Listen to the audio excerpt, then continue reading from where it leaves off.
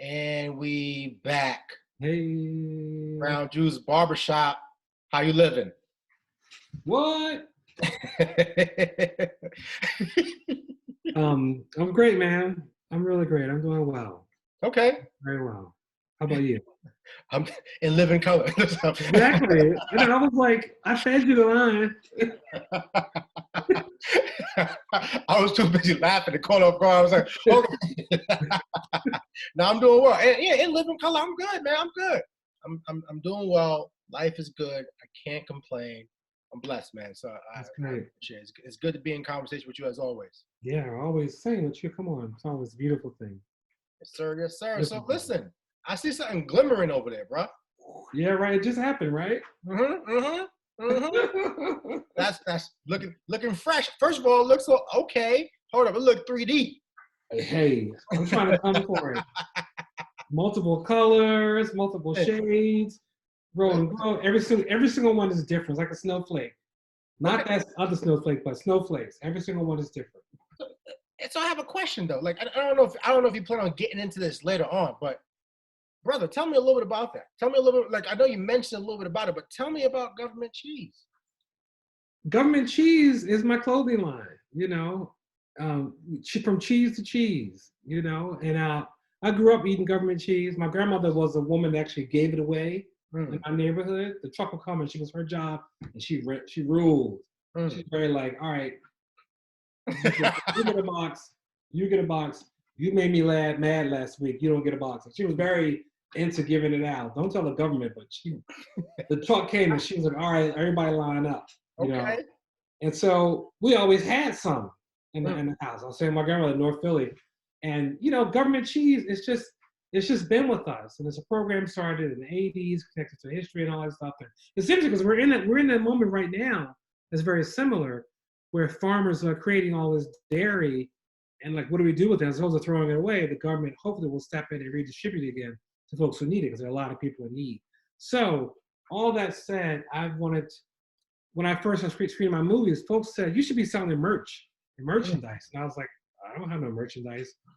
And it came to me, I was like, if I do merchandise, it'll be government cheese. So I worked with some people, did some talking. I mean, this is years in the making.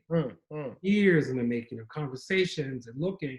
And finally got like there are a couple more designs, but this is my first one I'm coming out with.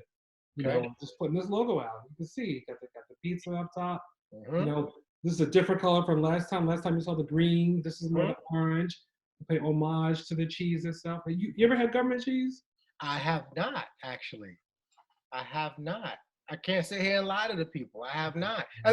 Unless I have and no one told me. You probably had it and didn't know.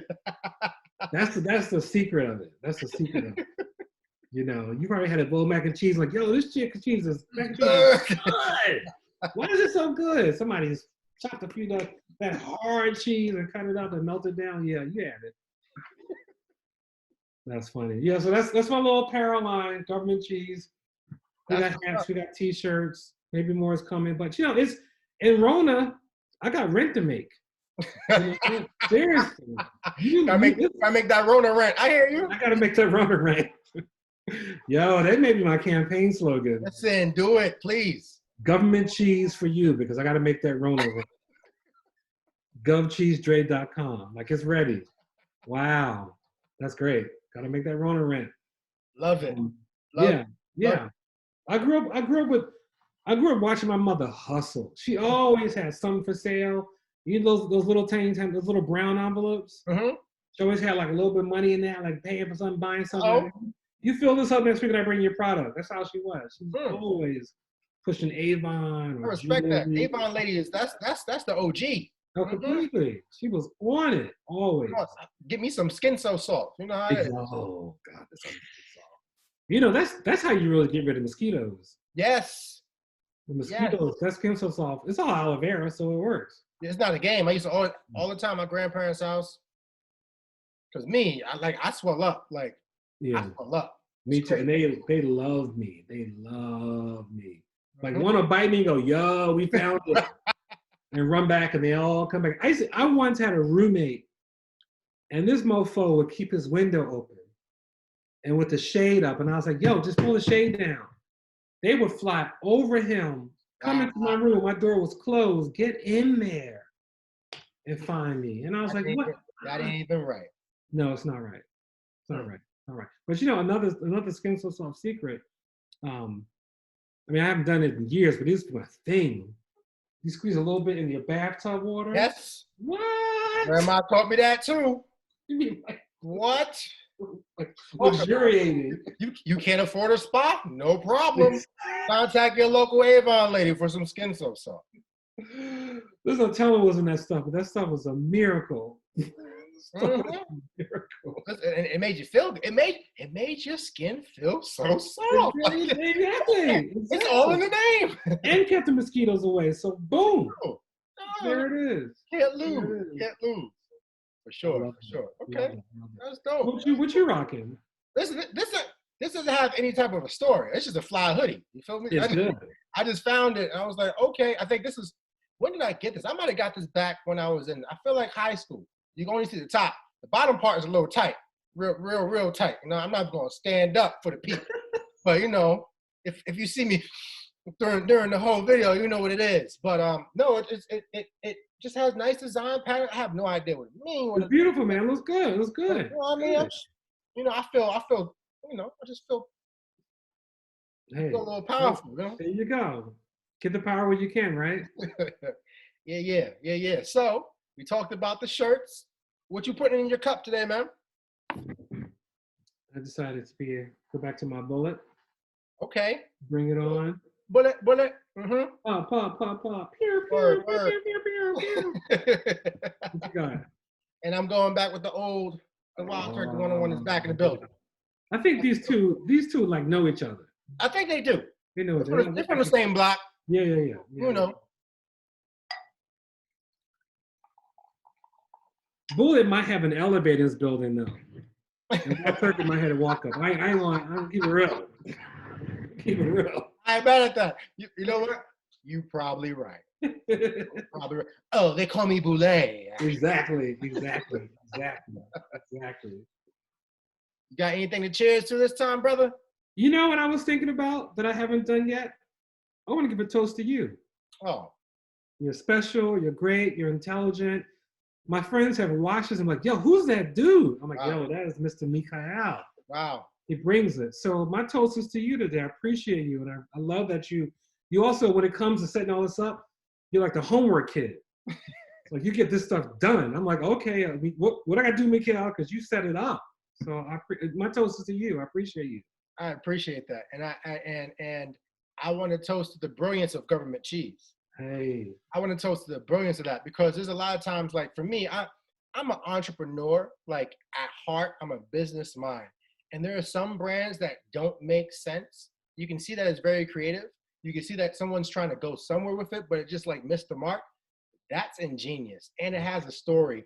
And it connects to everybody in one way, shape, or form. So toasting to that brilliance and that genius because, and the fact that, you know, Gov Cheese sponsored our nice little trailer. So hey, thank you, Gov Cheese. Thank you, Gov Cheese.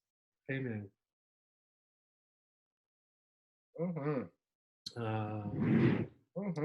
Yummy brown. You know, the bullet has that extra like tingle on the lips. You know, like it's like I'm gonna stay for a minute so you remember who I am before I go down. So it's and this Wild Turkey, it really, you can feel that 01. Oh yeah. Yeah, man. I had a few Wild Turkey days back in the day, and I didn't even really know what I was doing. Messing with the Wild Turkey. I had a friend in college who was like, Wild Turkey. And I was like, what's that? And that was the beginning. Listen, the beginning of a beautiful journey. Exactly. And here we are. Here we are. Rising in good spaces. Rising in good spaces. So I think, can I start with a question for you? I think so. I'd love to know what you got. So I want you to tell me about a time when you were told no, and it was a no that you needed to hear. Wow, goodness. Whew. That's a very good question. I'm trying to think about where I want to go with it. I'm trying to think about whether I want to go with it in the personal perspective or professional perspective. And I'll say, you know what? I won't get into specifics, but I was applying for a job at an institution I used to work at. And I knew, first and foremost, I was like, I wasn't checking for the job to begin with. But there was a series of unfortunate events that happened that led to me like, you know what? I'll throw my hat in the ring because I think I'll be perfect for it. My colleague thinks I'll be perfect for it. We already have a strong working relationship. Yeah, I know there might be some hesitations because of my age or because of me being new there, or whatever the case may be. But I'm like, all other boxes are pretty much checked. Let's get after it. So I go through the process and everything. And to make a long story short, they was like, nah, fam, we're going with oh boy. I'm like, okay, cool. I'll rock with that. But I'm like, yo, I'm upset. You really? You gonna tell me no? Right. You gonna me? You gonna tell me no? So I was upset, and I'm like, all right, bet, okay. But looking at things, they always say hindsight is 20/20. I think hindsight is clearer than 20/20, honestly, because I gained so much clarity, and I realized that I was supposed to be told no because it's a part of a larger plan for me. What was on the other side of that no was a hell yes somewhere else. And it didn't really feel like something that sat well with me because I'm like, I've been doing my best. I've been doing this. I'm playing the game the way they tell me I need to play the game. And all of a sudden they tell me, nah, you can't. We don't want you. You good. Bye-bye. And I'm like, okay, all right. But I think that was the moment where I was like, okay, every no doesn't necessarily have to be a negative thing. Every no doesn't necessarily have to mean that, you know what, this is as far as you're going. And sometimes we need to hear no. So I think that's the one that most readily comes to me. And there's plenty of times, honestly, like in the standpoint of just being married, there's plenty of times when there's things that I might want to do, or there's things that I might want to say, or things that I might want to like get involved in. And my wife, she tells me no. And I'm like, all right, you're right. After I sit with it and think about it. But most importantly, that one time in my career when someone told me no, and it's happened, I think it's happened at every single place I've been at though. Like every single place I've been at, I've asked for something and it's like, no. I remember I was at one place and it's like, oh, talk about housing. And I was like, oh, I'm planning on starting a family. I'm getting married next year, engaged, etc. We have a dog. I'm going to need some different type of housing here. Well, we can give you this, but we can't give you that. But that's not going to work for me because you see, but no. Oh, okay. Led to the next opportunity. I go to that place and I'm like, well, you know what? This job that I've been doing right now is not enough for me. I need some more. What about this? No, we'll give you a co-leadership position with this other person. Really? Okay, whatever. Led to something else. So all these no's that I've had have turned out to be, like I said, hell yeses on the other end. And I didn't know I needed that no, but sometimes when someone tells you no, it gives you perspective, it gives you clarity, or it makes you think outside of your situation. And you can think about what's next, what's out there, as opposed to having that tunnel vision and thinking this is the only place I can be. And I think it also reminds you of, you don't have to rely on other people in the sense of they told you no, so what? There's a yes somewhere else. Go find another yes. And that yes might be better than the yes that you would have received here. So just thinking about those pieces. Yeah, that's a deep question. And I'm sure if I sat back and like really thought about it in other spaces too, there's so many no's I got along the way, whether I knew it or not, that I needed to hear in order to be where I am today.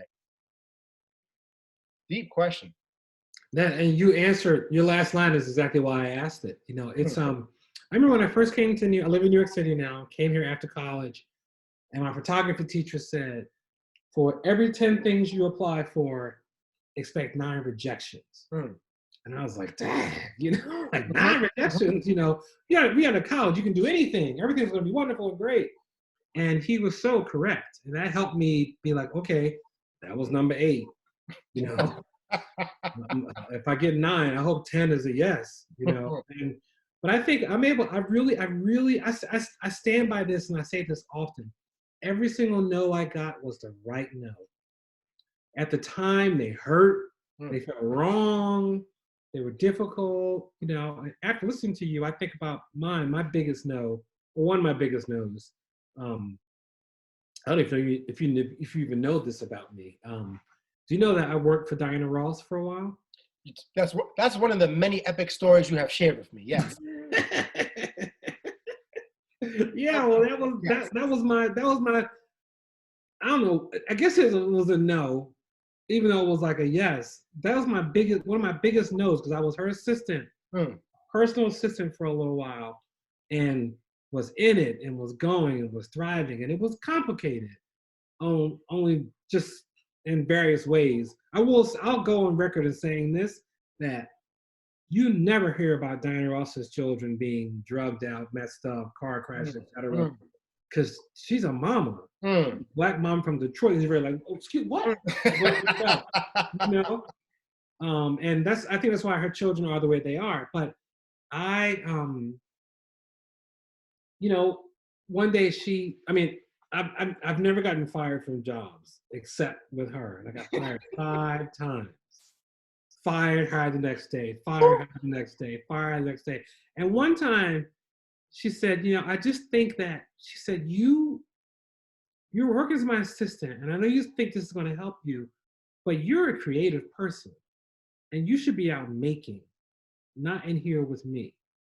And I was like, but, this is my chance to learn from you, and I'll make connections, and it's good for the resume, and I'm youngish, so it might be a good opportunity. She's like, yeah, all that is potentially true, but you need to be out doing something and making things.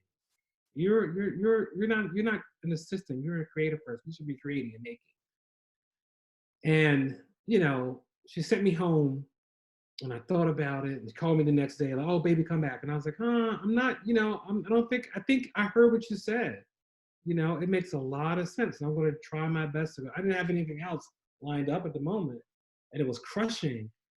But that was the right message of like, no, you shouldn't be here under me.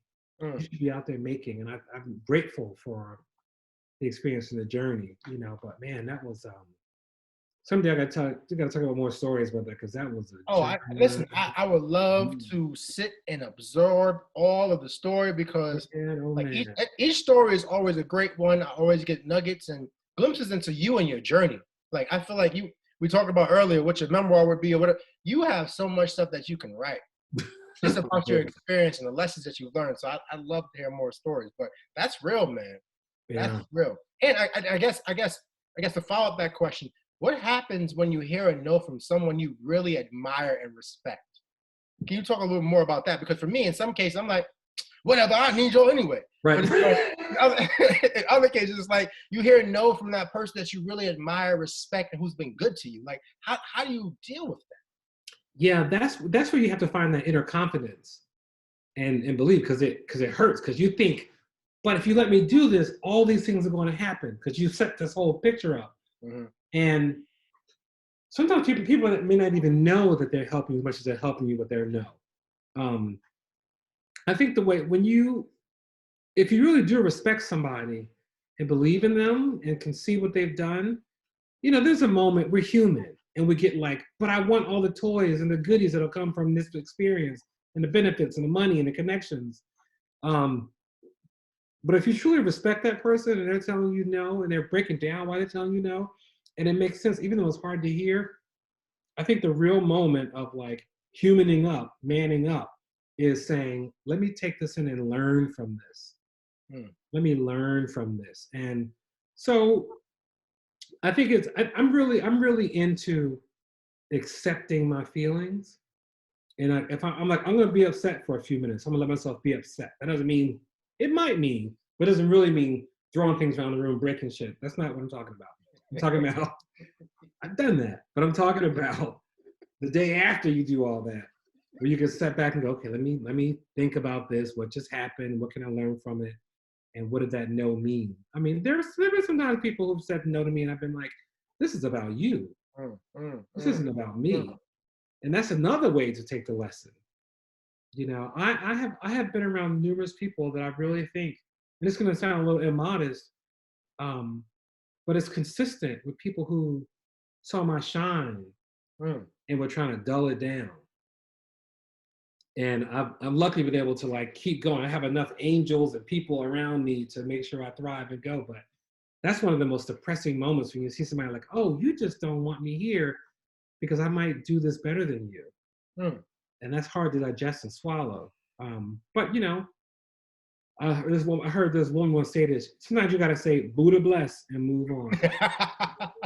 You know, Buddha bless and move on. I hear that. And just listening to you, I have I guess 2 follow-up questions. One would be, have you ever had to tell someone no? Particularly someone that like you cared about. And then the other piece is being in, because we know that you're educated, but you're also, you know, you're also a filmmaker.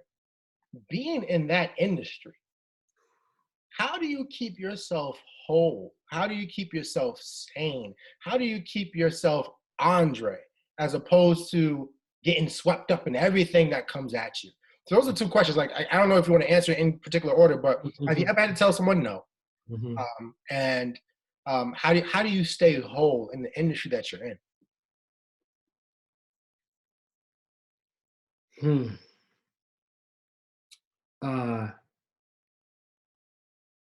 going to have to come back to the first one because I'm thinking of some examples. I want to share a strong one and also be gentle with someone's story. But the way to maintain in this business, it's and I learned this. Okay, I learned this from once working with Miss Rosie Perez. I think I told you this story, but I'll relay it for the people. You know, when I met her, we were doing this crazy movie called King of the Jungle with her, Marissa Tomei, John Leguizamo, Michael Rappaport, another woman whose name I'm forgetting who was pretty big, and she's in Sopranos. She played Tony's like crazy girlfriend. I don't know the name. Yeah, Angela. I'll come back to me. She was just involved in Harvey Weinstein stuff, which is another story. But a bunch of people in the movie. So we had to do a press junket. And the way the press junket works is you book a hotel out, bunch of rooms, and the actors are all in their rooms because you want to keep everybody in one place. And then they all go downstairs one by one to their meetings with various press people set up at tables. And so my job was to watch Rosie Perez's room. And I thought, like, oh my God, is she going to be like, Mookie? You know, I don't know what to expect. I was thinking, like, I got to deal with Rosie Perez. What's going to happen? All I had was what I'd seen in the movies, you know? And I go in there, and she's, like, laying in the bed, like, blowing bubble gum, like chewing bubble gum, blowing bubbles, reading Franny and Zoe by J.D. Salinger. And so I was like, oh, Miss Perez, I'm so happy to work with you. And I started talking to her. I started asking her questions about Franny and Zoe. And she looks up, she goes, you don't think I read this, do you? And I was like, what do you mean? She goes, the questions you're asking me are questions you would ask somebody that potentially hadn't read the book. I feel like you're testing me. And I was like, caught, you know, and I was like, yeah, you know, sorry, you know. And we started talking and chilling. She was great. And she was awesome. Like, she was so nice, she's brilliant, intelligent, wonderful, and just so fantastic. And we hung out like once or twice again in New York City. We're not like best buddies or friends or anything. And when I see her to this day, she's like, well, how you doing? Like, very friendly. And what I walk away from that with is in this business, this notion of celebrity and the things they can do and the parties they can take you to. Oh, I bet. The experiences you can have. Man, I have done some stuff that's been like, this is how people live? You know, like, wow, this is amazing. And what can happen is, if you live that experience and you have that life, and you think that those glamorous things are all about sales and selling movies and partying and hanging out. And when I say party, I don't mean like, I mean a little bit of that, but not really. It's just like you go to these glorious, beautiful things that are set up to make an image. If you don't have somebody to go home and play checkers with, and have that intimate connection and experience, you can get caught up in that mess. When I Wow. see people crash and burn and go down, like, they don't have nobody to go and play checkers with. Wow. They don't have nobody to go sit down and be like, hi, I'm just here. I'm funky. My hair is not done. Mm-hmm. I'm just me. And you still love me and celebrate me. And I'm sharing my life experience. We're growing together. 7 o'clock. 7 o'clock, yep. If you don't have that, that is the beginning of the downfall. So that's how even though I don't have nobody specifically right now to come on and play checkers with, Mm-hmm. I have that in other ways. Mm-hmm. If you don't have a real human connection to pull you outside of that life, you know, I remember being at a party once talking with Common for like 20 minutes after the premiere of some movie, some Academy Awards event party. I'm sitting here like, wow, I'm like, and he has so much knowledge, it's so cool. And I'm all like, wow, this is my new best buddy. It's like, no, you had 20 minutes at a party, it's a good conversation. This does not define and make Andre better. This is a nice moment. It's really powerful. I respect him. You know, I laughed about like, yo, that line. I was like, I said, like, how do you feel about that common sense line? And he was like, oh man, you don't know how many people ask me that question. You know, I'm like, how lucky am I that I get to go to Common and say, how do you feel about Jay-Z's line? Mm-hmm. Mm-hmm. You know, like, come on. That's a deep question in itself. Right. He kind of laughed it off and didn't answer it. That's another story. But I've seen people stop there and be like, this is it. This is the best moment of my life. And it's like, it's a nice, dope moment. But if you feel that that's it, you're on a crash course. You're set for failure. Because that's not the secret. Wow. The secret of what you talked to me about your wife and how y'all, you know, my first time, like, really feeling connected to you or wanting to connect with you was in a meeting. We were talking about, it was the men of color at a place we worked, and they talk about relationships. And you get this whole talk about your choice relationship and what you chose, and when you chose Sane race, and all this stuff. And I was like, wow, this man is so clear in terms of what he wants. And I without even meeting your wife, I was like, she's amazing. I already know it. Because if you move forward that deliberately in terms of choosing and have such a clear path, how could you fail? Wow, yeah. You know? And I met her, I was like, oh yeah, of course you're great. I knew you were before I even met you because I heard the path to get to you. So here it is. Absolutely. Absolutely. And I think everything that you just said is key. I mean, one, maintaining that intimacy. And it reminds me of, you know, Rudyard Kipling. And, you know, I know some problematic stuff there too, but then, you know, I'll throw everything out. Right. One of his brilliant pieces, one of the poems I had to memorize while I was pledging my fraternity was If. And he says, if you could walk with kings, yet like not lose the common touch, right? So just really thinking about that piece. You're surrounded by celebrity. You're surrounded by, like, you know, Hollywood, film industry royalty, right? Yet you can still not lose that common touch where you go back and have that intimacy with someone who is a layperson or someone who is, you know, not in the media all the time, someone that you can connect with and don't look down upon them or don't share your stories to boast, but share your stories to connect. So just thinking about that piece. Yeah. It's. I know I say this a lot, but it's a secret. It really is like how we figure out and make it through this existence. That's a great one. In terms of your first question, who do I have to say no to? That's a tough one because I'm not good at saying no. But I think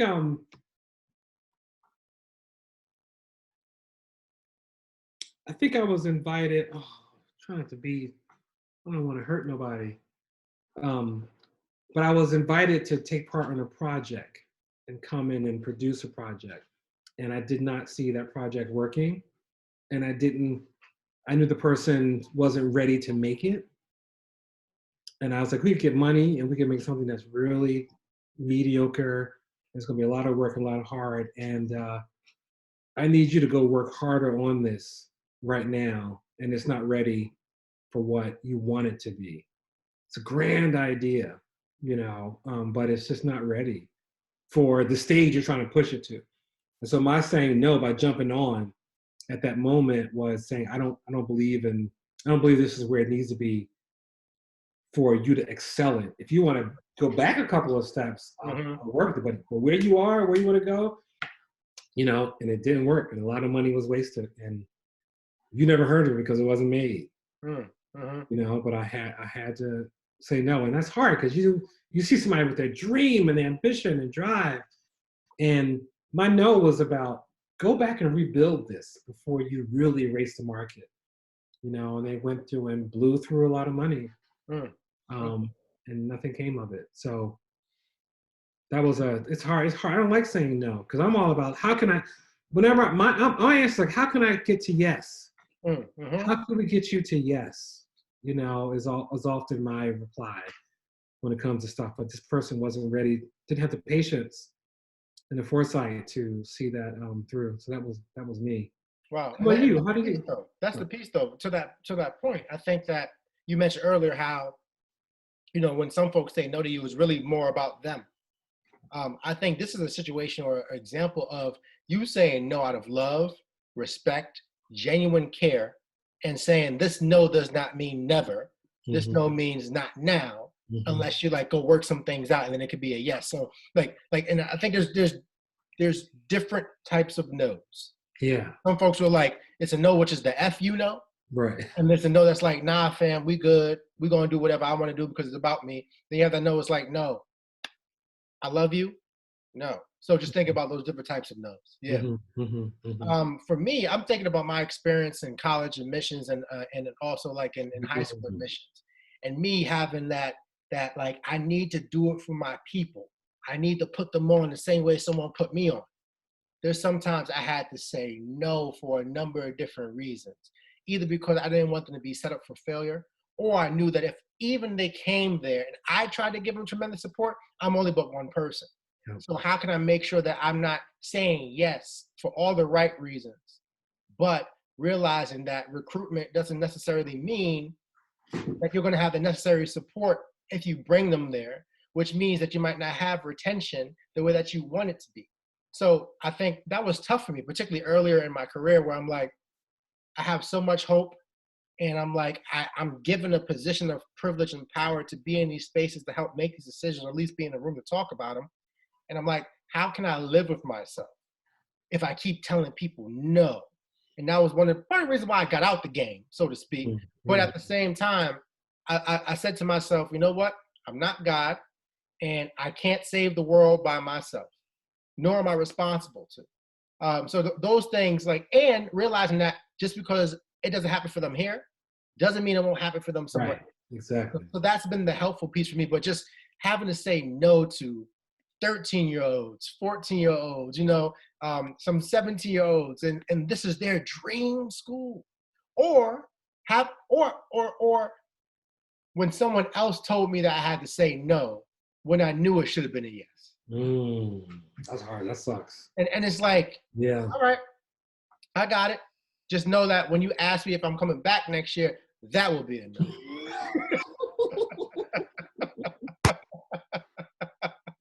Your no's will lead to a no. Yeah, that sometimes that no is really a yes. And it's hard to hear. It's hard. That's why I like that question. It's hard to hear, but sometimes that no is really a yes. Absolutely. And there are some things that I think got yeses that really should have been no's. There really should have been no's.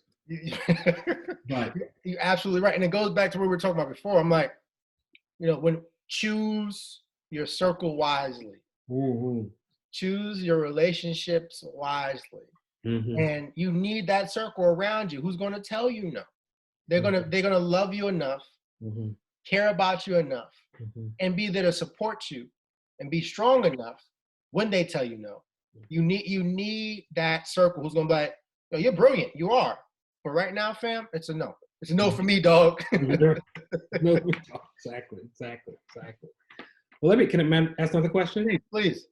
And this is a sort of a turn away. I'm asking in two parts. I'll start by saying, we're all home, locked in our houses with the coronavirus outside briefly. at home trying to get work done during a pandemic, at home trying to be in school during a pandemic, not work from home, not schooling from home trying to make all these things work. I know you got the Black activist shelf, the Black Power shelf. But what are you watching? Mm. What are you looking at right now? I know this is right now Netflix, Hulu, all those things are blowing up. Watching Time Warner, whatever you may have, Comcast, Spectrum. What are you watching right now? I'll run through the list of the things that I was watching. So there were some things I was trying to catch up on. So I'll go through rewatching The Wire as an adult, trying to catch up on Black Lightning, watching hashtag blackAF, just finished Little Fires Everywhere, just started watching Watchmen. Started watching Watchmen for a bit. Just started watching that. Just saw Michelle Obama's Becoming. Oh man. What else? There's something else. Catching up with some old episodes of Blackish. But it's funny because sometimes my wife come downstairs. She's like, "What do you want to watch?" I'm like, "Something Black, please." What your list? It's like I need it right now. Like I need it. Yeah. I'm trying to think other things. And then sometimes other than that, I'm watching like folks like Roland Martin or Roland Martin Unfiltered to catch up on all the folks who come through. Trevor Noah, the Daily Social Distancing Show. And that's pretty much me. And that, other than that, it's just like reading articles, trying to find certain clips on YouTube and things of that nature. But those are the things I'm really watching. Like when I said I'm on my Black sabbatical, I mean that, brother. I'm out here in these streets. Ain't nothing wrong with it. Black as possible. Ain't nothing wrong. I say your list was blackety black. I love when stuff is blackety black. It's like, yeah, it's beautiful. What? And I asked that, and it's actually on your list. Hashtag blackAF. Do we need it or do we not? That show. We need all of it. We need all of it. And I'll take it a step further and suggest that, because I know it was met with a lot of pushback and controversy in certain spaces. My question to those people would be, did you watch all of it? Like, did you watch it through? Because sometimes I think we rush to judgment. And we're like, okay, I watched 15 minutes of this, I'm good. It's like, wait, hold up. You can't really do that. How about you sit through all of it and then make your conversations about the critique or whatever you have? Or if you just sit through 15 minutes of it, don't come out here lambasting something and saying, oh, this is like, that's not accurate, that's not fair. And you shouldn't judge anything in that regard. For me, I see it as a person who's thinking about where we've been as a people, meaning where we've come from, where we are, and where we can go. And I guess maybe the flip of that is where we're kind of going. So thinking about where we can go, where we should go, and where we're going. And all those things might not be the same. So I think— break those down for me. So if we were to have a meeting and we had delegates that represented all different facets of Black life, and they said, where are we going, brother? There would be a multitude of answers. Some people might say we're going to the promised land. Some people might say we're following our North Star. Other people might be like, nah, your North Star is actually south. So I think that there's a lot of thoughts in the Black community because no one place is a monolith, no one culture is a monolith. We understand that. However, when we think about where we're going, my question would be, who's driving that bus? Is it us, or is it someone or something else? And where is that bus heading to? Is it heading to a Roots picnic, or is it going to Woodstock? Like, it's just like, there's just certain things, like, I have questions. So when I think about that show, I think it has so many layers because it gets at the class, it gets at the colorism, it gets at the multiracialism, it gets at the, in 2043 or whatever the year might be, we'll be a nation that's majority minority. What does that minority look like? We talk about new money versus old money. We talk about new Black versus old Black. We talk about what's popular, what's hip versus what's not popular, what's not hip.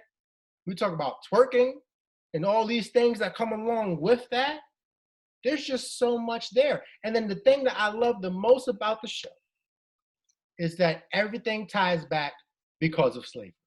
And I think that in itself is a dissertation of being Black in America and being Black across the world, really, because it's all tied back to slavery in one way, shape, or form. One way, shape, or form. So I think it's a brilliant show. I think it's one that we need. Of course, nothing's perfect. And like you said so well before, I don't know if it was our conversation on camera or off camera, but these are things that we need. And you said it so eloquently, and I want to steal your words, but I want to say that you said it's your responsibility to love it and question it. Mm-hmm. So it was almost like love, hate. No, you have to like love it and question it, right? Mm-hmm. And I think that's the piece. Let's have a conversation about it. Don't bash it. Mm-hmm. Let's have a conversation about it. Mm-hmm. And see where we stand after we have this polite exchange. Mm-hmm. So that's my long answer to say that, yes, I think it's needed. I enjoyed it. There were some times where I literally laughed out loud, where I identified with certain characters, where I'm like, yo, that's my cousin, that's my homie, that's all this, like, it is necessary. Now, again, the same thing that always troubles a lot of stuff, at least for me, is when you take that and then you combine it with the white gaze. Oh man. And then it's like, okay, now, all right. So just thinking about these pieces, but I would love to know you, sir, knowing that you have an eye for film, that you know how to write for film, that you had all these years of experiences with some pretty dynamic, popular, famous people of the culture, out the culture, whatever. I would love to know, what is your take, if you've seen it? Yeah, I haven't finished it. I've seen most of it. And I went through a couple of different phases with it. You know, at first I want to point out something you did. I don't know if you did it, but you did an official clapback when you talked about it. You said, everything goes back to slavery. I was like, you did a clapback. I love it. Which is what it deserves, because it's true. And also what's really powerful in that particular distinction is the daughter rolling her eyes at that. Like being a kid, being like, oh, my dad, his like stuff. Like that's normalizing and humanizing an experience. Every child is like, oh, my parents. As opposed to like, yes, dad, revolution, this is right. No, it's like, show the challenge of dynamic relationships. Your kid is like, oh, my father talking about this stuff again. Yes, it's normalized, it's regular. And his dad be like, what are you talking about? This is the most important thing in the world. He's like, okay, whatever. You know, and then she gets there. She goes, okay, I get it. And she'll get that lesson older, but that's a seed planted in her mind. And then his homeboy who grew up with him. Yes. We all got one. He's sitting there like taking the mail. Yes. I was like, oh my God. And the fact that it was so, and it wasn't resolved and turned to a comic tone. It was like, no, this is that complicated. This is Eric from around the way. Be there. He's like, yo, Eric, what you doing, Eric? You know, you Eric, you made everybody. She's like, yo, what? Okay, you good? Okay. So those moments of like loving us and being like, you know, what's happening? Like so many of those honest and deep moments. My interpretation of it is, you know, Kenya Ferris has his shows on the networks and they're successful. And he wanted to do more Blackish, and they were like, nah, let's keep this, keep our sponsors, keep rating. And Netflix was like, oh, word? Would you want to do more? Do it. And here we are. I hear that. With them just going all out. And so in that sense, and this is where, because if we go back to a previous episode, where one of our commandments was post-Rona, be honest. Yes. I feel like I'm caught up in like, I either love it or I'm extremely jealous. Like so on the table. So explain those two. Explain those two. The love it camp and the jealous camp. Those moments, the moments of Eric or his I can't remember, what's his friend's name? Do you remember his name on the show? His buddy? I don't remember his name. That's it. They're sitting in the writing room. Yes. Just sitting there. And it's like, damn, are you employed or are you just like? No, he better be getting the check, sitting there, and then like all the stuff with the family. I'm, and the fact that some of my friends are like, no, I love it blindly. I just love it blind. I'm like, tell me about that. because. I'm like, I get it. I had a challenge with some of like my brightest minds. I really admire, but like, I saw 10 minutes of it and I'm out. And she's a published author and she's fantastic and I adore, like everything she said, I'm like, yeah. But this one I was like, 10 minutes? What's happening there? What's happening there? But see, but that's the piece that, I wonder about that because when you think about culturally responsive pedagogy, right? When you think about the whole notion of windows and mirrors, my question would be: was that a window for her? Was that a mirror for her? Is this a window for people? Is this a mirror for people? Is it both? So some folks might see something, and it's like going back to the whole honest piece, right? Be honest. Do you see yourself? And you don't want to really admit it's you, and you're like, oh, this might be me, but that's not me. It's not good for them. So just thinking about that, because I can imagine that if you take a family from where you're out here in North Philly, right? Take a family who's watching that. Take a family from West Mount area. Take a family from Greenwich Village. Take a family from Stamford, Connecticut. Take a family from Newark, New Jersey, and they're all watching the same show, right? Take a family that is in Jack and Jill. Take a family that's not in Jack and Jill, just got some Girl Scouts and some Boy Scouts running around. What are the responses to this? Right. Realizing that, again, we're not a monolith. Right. But is it a window or a mirror or both? So what is it? And if you're uncomfortable with it, is it because you think it's bad for the culture? Do you think it's bad for you? Do you think it's almost like that pound cake speech, airing dirty laundry? Right. Do you think we're wrestling with stuff in front of white folks that you don't want them to see us wrestling with? Like all this stuff, what is really happening? All of that, all the above and more. Totally. And there's so much to, a friend checked me, a white friend checked me on the show. And I was like, oh, snap. Because I was like, I don't approve of him calling his children dicks and like the way he talks to them. And she goes, you don't have kids. And I was like, I respect that. More, right? I respect that because my wife and I was like, really, dickhead? All of those? Right. Salute. Right. My friend, she said, sometimes they are little dicks. And you want to call them that, but you can't. And so I was like, oh, when she watched it, I was like, damn, like, okay. All I can say is, okay, great. Great. I can't speak to that because I'm not raising children. And it hit me so hard. I was like, oh, how can he do that? And she was like, oh, sometimes they're the worst, And I was like, yeah, I guess that's real. So that was a moment of checking myself. And the first episode, I was like, oof. This presentation of like buying somebody way into college and all this stuff is presented. And then Kenyon presenting himself, he's a mess. He's letting it happen. I was like, this is a moment because we are seeing a mixture of Fred Sanford. Oh my goodness, what is his name? Oh my senior moment. Because I got so caught up in Fred Sanford and Woody Allen. Okay.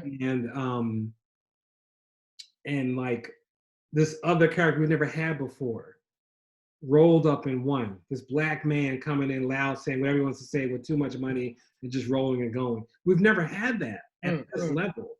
And I say to Sanford because it's just like, says whatever he wants to say and is like gully in a sense of like just pushing what he wants. Don't give a flip about pushing for it. The Woody Allen just being like this neurotic character all over the place, despite all the other stuff. And then this other character we've never had, this new money black person who is comfortable with challenging white people with no apology. Remember that get lit situation at dinner? Yes, yes. They were like, you want to get lit, and they just went into it, and I was like, yes, wow, this is beautiful. Like we need more of this on TV, and it wasn't, and it was unapologetic, and it was like sloppy. Like it really gave the moment the way it should be, not like side with a bun, just like no, what that's right, we do it, you know. And that moment with the Prius and his car, yes, I was like, this is so spot on and so real in terms of like I appreciated the neurotic character that Kenyon presents because for one, he's himself. Two, he's facing all these pressures from society.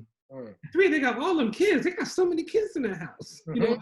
And another thing that like I had to sit with and that drove me nuts was I love Rashida Jones, and I've always known she was Quincy Jones' daughter. But in other shows, she's presented as an Italian person, you know.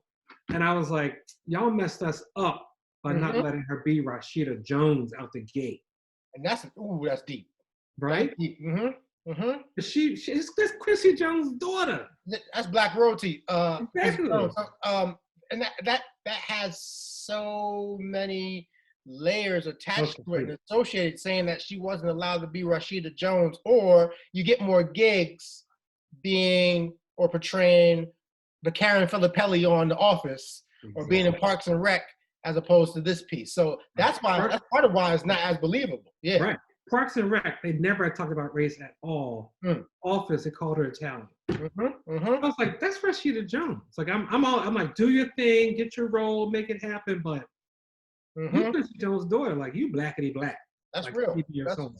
So it was, I had to get over myself and like digest. It's like, is she trying too hard? I was like, why are you asking that question? Like, accept it and go forward with it. You know? Like she really is like a black mom, you know, in all her ways, which is really powerful and also challenging for the psyche because of what's been fed to us.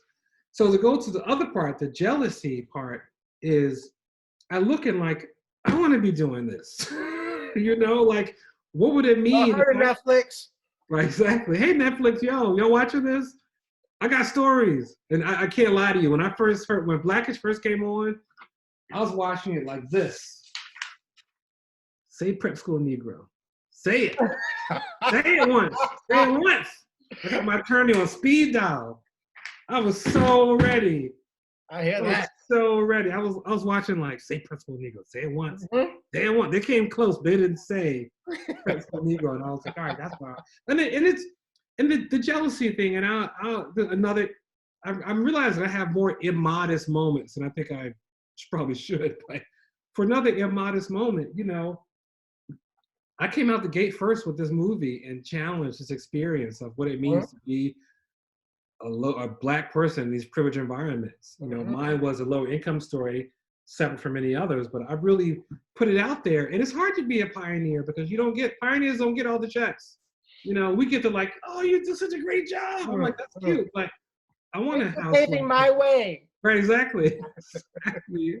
I want a house like that. I want that deal. I'm glad my thing could like kick in the door and make folks a little more comfortable with the conversation and stir people up. And I have concrete examples of people like seeing my stuff and things happening, which I would never trade the world for. I'm very happy it's there, but I had to deal with my like watching, being like, I would have done this differently, I would have done that differently, would have cast this person, household this way, like all the things I would have done. And it's like, check yourself, André, and stop it and celebrate what's happening. I had to really do that because I was having a moment like, what's up with this show? But I empathize with you too, because I go to educational presentations and there's sometimes where I'm like, if you don't sit down, really, like I would do it totally different. Like you're losing them, like certain things, right? So I can't even imagine watching something with your mind, with your lens, with your experience, and like having to just take it and say, okay, this is what it is. Like without picking apart certain things or thinking about other pieces that you would have done differently. Like I can't even imagine what that feels like. Well, the thing I do is I celebrate it. Because there's enough pie for everybody. It really is. Some people get scared and hold it tight, which comes out of insecurity. But I really believe there's enough pie to go around for everybody. Everybody eats. Exactly. And some people have a hard time with that. Some people get real like, I don't have enough. Or if you come in the room, you might take it all. And it's like, slow it down. Like this room. It's like toilet paper during the Rona. Exactly. Yeah, well, those are my points. Those are my questions. I wanted to raise those little pieces. I could slide in. I know we've been talking for a while. I could slide in one more little piece. Please. So, we talk about food, and we're sipping our brown juice. So, which is it? Is it for you in terms of your palate? Is it sweet or is it savory? I'd like to start off by saying I am known to be very analytical, in some cases too analytical, per Amanda. However, I would say that, I'm a seasonal person. It's really, for me, it's about a mood. It's about a mood. There are some times when I think the perfect pairing of sweet and savory, it's a perfect marriage. So why would you pick sweet versus savory? There are other times when I just can't stomach anything sweet. I need something savory, like savory, hearty, just make me feel good. And there's other times I'm like, get that nonsense out of here. I need all the sweets. So are we just talking about in general? Or are we talking about food specifically? I'll let you have that. You know what? If someone came to me and said, for the rest of your life, you can only have sweet or savory, I think I would say, I gotta have the sweet. Gotta have the sweet. And I think it's telling too, because when it comes to my brown juice, it's bourbon. Bourbon till I die, right? Which is a little bit more, it's a little sweeter than the savory piece. I could get with some rye. I mean, as a matter of fact, I like some bourbons that have a high rye mash bill. However, for me, it's the sweetness. Like, it's really that sweetness that, I don't know, like I just like it. So I would go with the sweet. How about you? I think I already know your answer. Yeah, right. That's what I imagine. I thought it was a really great way to tap, right? Tapping the bourbon. Yeah, you know my line. I don't have a sweet tooth. I got sweet teeth. I love the sweets. Oh my gosh, I love sweet. And it's kind of funny because I don't like chocolate very much. I'm not a big fan of chocolate, but I love sweets. I love dessert, a yumminess. I think when it comes to the barbecue, when it comes to the various rubs, I like that. I like that juicy North Carolina sweet rub versus the Texas dry vinegary rub. I like a little mixture of the two, but yeah, sweet. But not, it's funny because not too sweet. Like when I get that church iced tea, and it's like you feel your diabetes, like, woo! The sugars, you got the sugars. The sugar, you get the sugar. I have a new thing I do when I travel in the South is I get half and half. I get half unsweet, half sweet, half unsweet, and then it gets kind of balanced. Because sometimes that stuff. I respect that move. That's safety first. I understand. Yeah, right. Completely. Put your own mask on first. I get it. Sometimes you can't go with the full sweet tea. Understand? Either that, or you're gonna have a lot of ice. Oh my gosh, yeah, totally. Get 1 cup of ice, please, and then just 1 cup for my sweet tea. Right. Mix it in. Yeah, so that's a great. I think that's a good answer. Yeah. Well, since we're talking about food, and you're talking. Okay, so I have a couple of things. I'm gonna hit you with the question that I have, and then maybe we can close with like just a couple of toss-ups about food. All right. So, do you, sir, thinking about your life growing up in North Philly, do you have a childhood purchase or favorite purchases from the corner store or bodega? Yes, guys.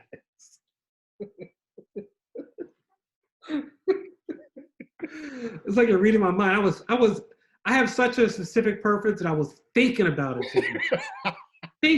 today. I used to go and get. You don't know nothing about. You know about penny cookies? I don't think I do. See, I got a little bit on you. Penny cookies. It used to be a time You gotta get a bag, and you get a bag of cookies. It costs a penny each. And they had these lemon cookies. Mm. I walk out with a bag, like 25 in my little bag, or just be munching them. Penny. Mm. You know about penny candy? I know about penny candies. Yeah. Penny candy was one thing, but penny cookies was North Philly. Okay. They used to come in these like long white trays, and homeboy would sit there and like scoop out with a tongs 5 at a time and get a bag full. And they had these lemon ones. They probably right now my adult palate would probably be like, oh, but back then my penny cookies. Penny cookies. I missed the wave. You sure did. Wow, penny cookies. Put in the bag. They had lemon. They had strawberry. Every once in a while you get with the oatmeal was always the last one. Like I was like, oh, you got oatmeal? Okay, it's like, give me oatmeal. That's all you got left. Give me that. But you run to the store, especially when they just open up the pack and if they're fresh. Oh, the lemon cookies. What? Mm-hmm. That was a North Philly. There was this little, and it's funny because it was the Underbridge corner store, we called it. We didn't say bodega, we call them corner stores in New York. Mm-hmm. And there was one corner store here, and there was one around the corner under the bridge. So go to the under the bridge corner to give me some penny cookies. I love the penny cookies. Penny cookies. Okay. Yeah. Listen, that's dope. Yeah, it's a good thing. That's sweet. How about you? Did you have one? What's your bodega corner store thing? Listen, I got stages in my life. Where I'm like, let me get the usual, bro. Wait, I forgot to add. You got to get the quarter water. Yeah. To wash down the penny cookies. Yes. You get the quarter water, or you get the Shasta, or you get the top pop. Oh my God, the top pop. The top pop, you get that, or you get the big juice, or you get the jug. Right. All that. Or they had the guzzler. Oh my God. Who was selling and marketing? There was some brilliant person marketing that stuff. My goodness, the guzzler, the Mystic. If you got a Mystic, you fancy. You paid $1.25 for that. You rich. You rich. You got a Mystic. Like, don't bring that to school. We're gonna catch you. But so I think there's a couple of things. So you got categories. You talk about ice cream, toasted almond, chocolatey eclair, strawberry shortcake, like the good humor bars. You talk about chips, Wise chips, or the UTZ or Utz, whatever you want to say. Utz was a move.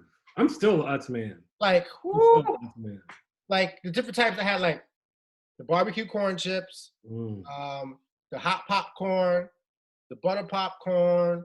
But at the end of the day, my number one love that still has my heart to this day, Little Debbie snack cakes. Really? Ooh, little Debbie snack cakes. I tell you, whether it's a zebra cake, whether it's a brownie, whether it's an oatmeal cream pie, the oatmeal cream pie is life. Oof. Donut holes. I mean, not donut holes. The donut sticks. The pinwheels. Fudge round. Don't get me started. Listen. Little Debbie snack cake. The minute I got a little money in my pocket, I was balling. I'm flexing with $2. What? That's 8 things for a quarter, right? 8 different things, 25 cents. Blah, blah, blah, blah. We good. Little Debbie. Little Debbie for the win, all the time, all the time. I might get Little Debbie tattooed on my arm. You know, LD baby, Little Debbie. I got addicted to those oatmeal cream pies. I would get that and a deli or Del High grape or orange soda and be done. If you take a bite out of that oatmeal cream pie and your life's not changed, there's something wrong with you. I don't care. I do not care who you are. If you don't, there's something wrong with you. I'm gonna judge you. Little Debbie. Little Debbie, man. That's my goodness. Oh, Little Debbie. I don't ever want to really find out the story about the company. This will probably break my heart. Listen, you're absolutely right. You're absolutely right. Nobody put that in the chat. Don't do it. Well, you know. No, I can't take it. Oof, Little Debbie. Yeah, straight up. Little Debbie. Well, I'm from Philly, so I had Tasty Cake. So Tasty Cake was like everywhere, and Little Debbie was like the bonus. Little Debbie. So Tasty Cake. What's that? I'm mad about Tasty Cake. You know why I'm mad about Tasty Cake? Because they came out with something that apparently was limited edition. So you know how they have the crimpets, right? They have the butterscotch crimpets, but they came out with a pancake one. Yo, when I was doing time in Jersey, right? When I was out there in Jersey, in Hightstown, Jersey, they had pancake flavored crimpets, Tasty Cake crimpets. My teeth is hurting from the sugar right now. Ooh, I don't think you understand. I don't think you understand. So much so, one of my coworkers, thank you, she had put together, like, for our birthdays we celebrate in the office. She did a recreation because she couldn't find the Tasty Cake crimpets because I think they stopped them. It was discontinued, the pancake one. But she recreated like a cake that was like resembling that. Flavor profiles were on point. I'm telling you. That's amazing. That sounds like a very special person. I'm like, you know what? There's other times when you got on my last nerve. But today, right now, let me reveal to you a secret. And you may or may not know this. So for the butterscotch crimpet, you open it and all the frosting comes off. Do you know how to solve for that? I'm here to educate you, my brother. Not that I've had one in years, but let me tell you, in case you go and get another one, and this is some round the way, like Erica and them figure this out. So, you get your packet. I wish I had one that's do it. You get your packet and you hold it up top. So the butterscotch stuff is on the top. Turn it down while it's still wrapped and rub it back and forth. Stop. Especially your jean leg. What? For like less than 30 seconds. And when you open it, all the frosting stays on the crimpet. I don't know who figured that out. Yo. I remember the day sitting on the steps in North Philly and I saw this girl do that. I was like, what you doing? She said, oh, this is how you keep the frosting on the cakes. And I was like, what? And since that day, as soon as I get one, it's like, oh, how you doing? It's like instinct. Just start rubbing. We need that star to flow across the screen. The more you know. Exactly.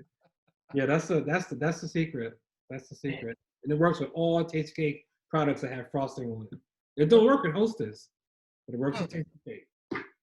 Okay. Well, listen, maybe it's just superior. Maybe it's just superior. I don't know. Okay. Beautiful. That's a fantastic question. I love that. Now you got me craving my penny cookies. Listen, you just opened up a whole new universe for me. I missed out. I'm gonna pound the pavement tomorrow, but I'm looking for these. I need these penny cookies. I'm looking. I'm finding the last shop that still sells penny cookies. I bet they're probably 5 cents now, though. 2020. And that's not an inflation. It's something else that ends with Asian. Exactly. You ain't right. My brother. Once again, this is beautiful. Beautiful, beautiful. To the brown juice. To the brown juice. Barbershop, baby. Hey now. Till next time. That was good. That was good. Good way to start the week. Oh yeah. So, till next time, we will see you again. Yes. Enjoy. Stay safe. Peace. Love. We'll holla. Ditto. Later.